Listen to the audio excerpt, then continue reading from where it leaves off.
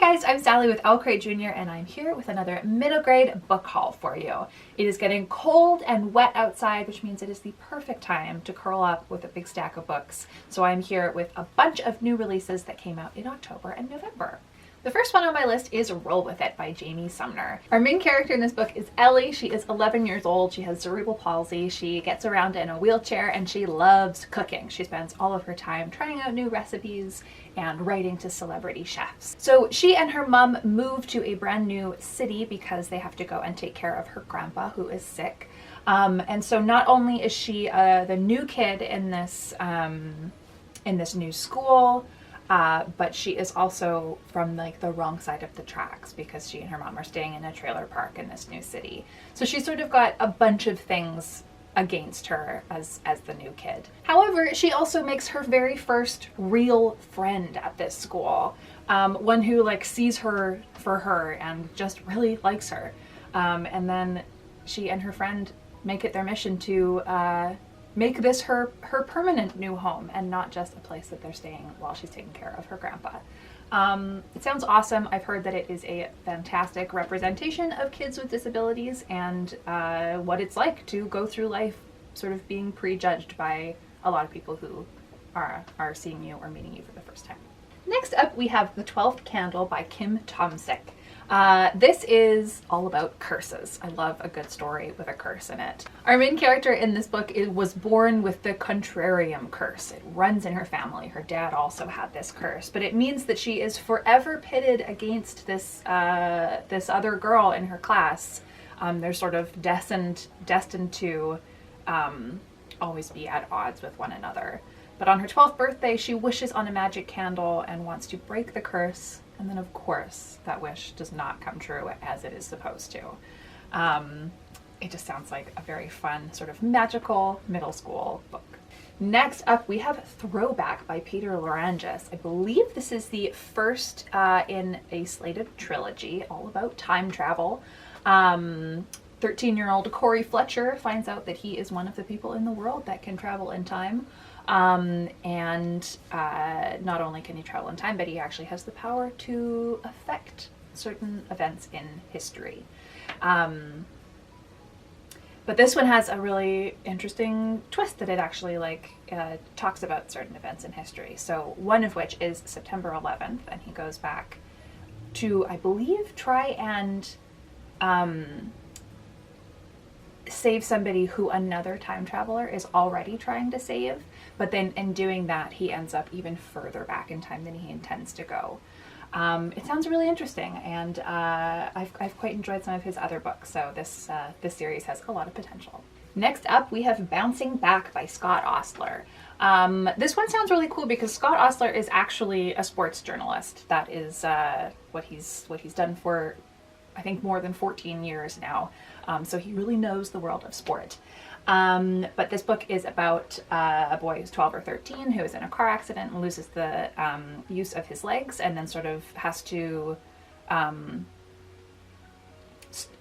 start fresh. He was the team star, and now he's on a wheelchair basketball team, and he is understandably frustrated with having to relearn all of this stuff and work his way back up to the team captain. It sounds really interesting. I don't know if you've ever seen a wheelchair basketball game, but they are fierce and it's a lot of fun to watch. So yeah, this one sounds quite cool. Next up, we have The Best at It by Maulik Pancholy. Maulik Pancholy is actually an actor, and you may know him from 30 Rock and other things.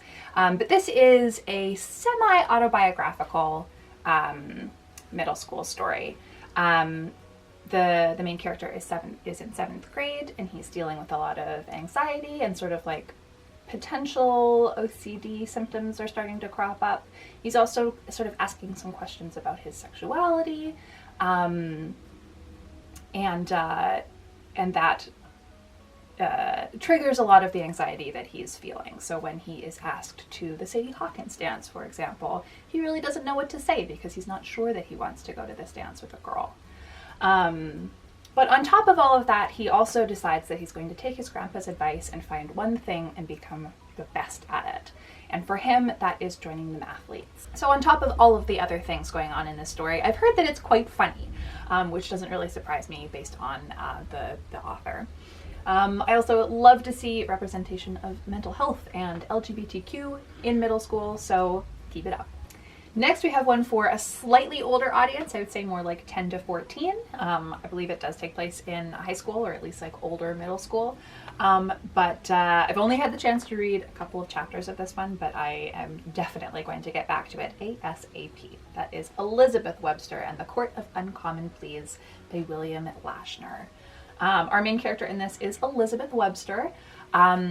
She is sort of just doesn't want to be seen at school, doesn't want to be noticed. She's just trying to get through school sort of as unscathed as possible. But one day, one of the most popular guys in school comes up to her and asks her for help with his math homework. So she sort of begrudgingly agrees and goes over to his place to help tutor him. But when she gets there, it turns out that that was just a ruse to get her over. But actually, there is a ghost in this boy's house who is asking for Elizabeth by name. And then if that is not intriguing enough, it turns out that she has a grandfather that she never knew about who ran a family law firm called Webster and Son, Attorney for the Damned. So it is both a legal thriller and a ghost story. It sounds awesome. I'm really excited to get back to this one. Next, we have The Dragon Warrior by Katie Zhao. This is one that combines fantasy and folklore. This one in particular is Chinese mythology. So our main character is 12 years old. She and her family are members of the Jade Society in San Francisco. I don't know whether it is like San Francisco as we know it or like fantasy San Francisco, but either way, San Francisco is involved. She and her brother are parts of the society, but they're also outcasts because her father has been missing for years under sort of dubious circumstances. But one day, pretty much by accident, she ends up in a battle with the dragon and ends up helping win. It sounds like a lot of fun. I always love stories that incorporate mythologies from around the world. I think if you enjoyed Arusha or The Serpent's Secret, then this is a great one to pick up next. Next up, we have Frostfire by Jamie Smith. This one sounds so intriguing. I have been meaning to read this one for months and I just haven't gotten around to it yet, but this is the reminder that I need. It is a fantasy survival adventure story. Our main character in this, Sabira, has been chosen to bond with a frost sliver, which is a sentient glacier. So she goes on this quest, and then there is an avalanche and she is separated from the rest of her party, and she has to survive out in the tundra. I'm very intrigued by the idea of like fantasy world building mixed with the survival story, so check this one out. Next, we have Legends of the Sky by Liz Flanagan. This is yet another dragon story. I'm loving all these dragon stories that have been coming out lately. But this one has been described as like Cinderella with dragons. And it sounds like it has all kinds of like political intrigue and stuff as well. So in this world, dragons existed. People used to ride them, but they haven't for years and years. And now they're sort of just the stuff of bedtime stories, or so they think. But then the main character in this story, who is a servant girl, witnesses a murder one night and then has to rescue 4 dragon eggs and take care of them. Nobody even thinks that dragons still exist anymore, and now she is the only carer for these 4 eggs. So now not only is she taking care of these eggs, but she has to keep them a secret, and she is also trying to end an ancient feud. Sounds very complex, as many good fantasies are, and yeah, if you are looking for a great new dragon story, this is the one. Next up, we have one called Weird Little Robots by Carolyn Cryme.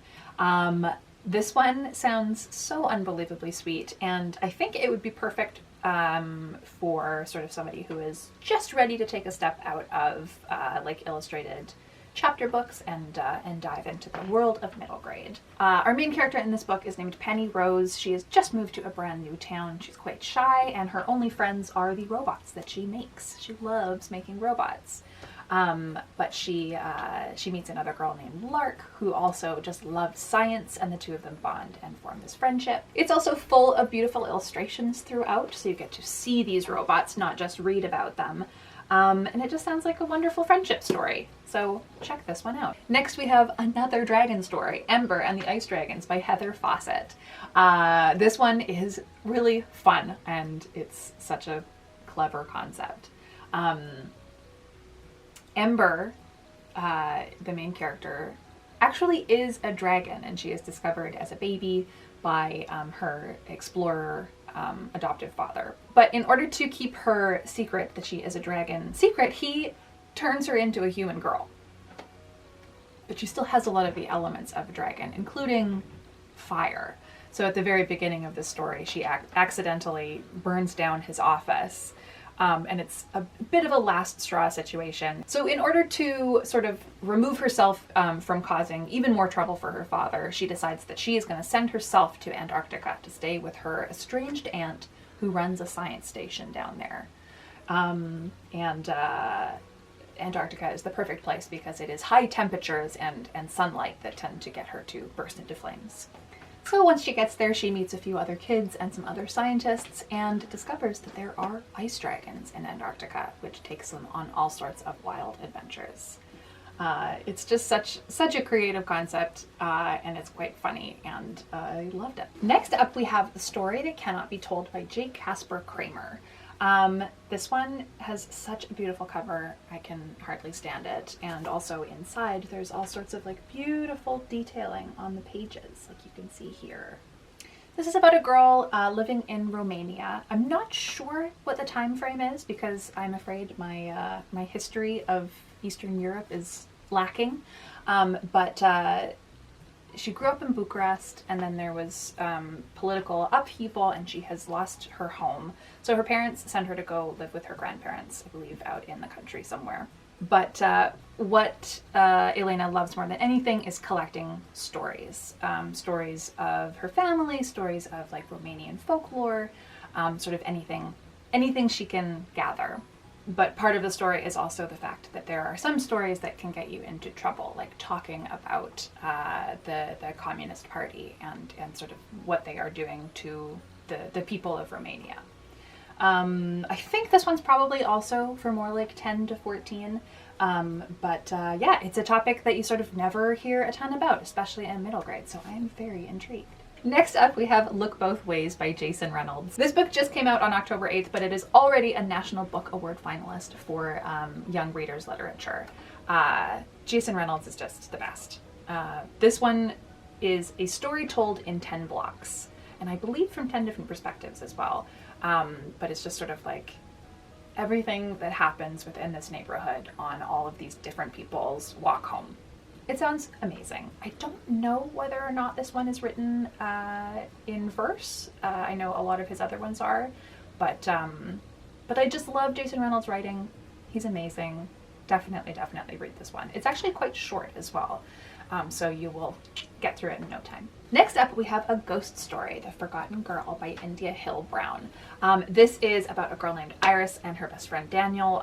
They sneak out in the night to go like play in the park or in the forest on this beautiful, crisp, snowy night.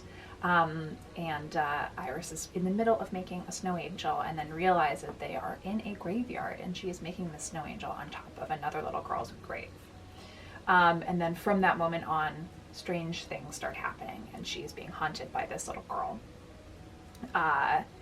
It obviously sounds just scary, because hauntings are always scary, but it also deals with like segregation and all sorts of other topics. The cemetery that they were in was a black only cemetery because they were not allowed to be buried in the same graveyard as white people. So it ties in all of these social issues as well, and apparently it's fantastic. I meant to pick this one up for Spookathon, and then I had misplaced the book, so I will definitely be reading it soon. I can't wait for next October, obviously. But this one came out on November 5th, and I highly recommend checking it out. Next, we have another ghost story, and that is The Ghost in Apartment 2R by Denis Markell. This is all about a boy whose older brother moves away to college, and he's sort of been set on moving into his room when he leaves for as long as his brother's been planning to go to college. But then instead, when his brother goes away, his parents decide that they need a bit more money coming into the house, and so they rent this room out. But it turns out that there is a ghost in this room that only he can see. And no one believes him, but he is determined to get to the bottom of it. So he interviews a bunch of people in his Brooklyn neighborhood. And through his interviews and through trying to get to the bottom of this, we learn about all kinds of other spirit and myth sort of things from other cultures. So we learn about Korean Gwishin, an Arabian ghoul. Our main character is Jewish, and so you get to meet his bubby, who is the only one who believes him. And she tells him all about like a Jewish spirit. It just sounds so cool. I love the idea of using a ghost story to learn about all of these other different cultures as well, and sort of how different cultures deal with death. Sounds awesome. Next up, we have A Talent for Trouble by Natasha Farrant. This one is set in a Scottish boarding school, which is like catnip for me. I love a good boarding school story. But our main character, Alice, loves writing adventure stories, but does not want to go on any adventures of her own. But her boarding school sort of has like an annual trek adventure kind of thing. I think a bit of a competition amongst the students. So she teams up with two of her friends from school, one of whom is like super gung-ho and one of whom is like quite a rule follower, but like really knows how to read maps. And they go off on this orienteering adventure. It just sounds great. Apparently it sort of really follows in the footsteps of like classic British boarding school stories that many of us grew up with, but is also modern and in keeping with the times. It just sounds lovely. It sounds like a real like sort of kids cozy mystery, and I will be snuggling down with this one over the holidays for sure. And finally, we have Stuffed by Liz Braswell.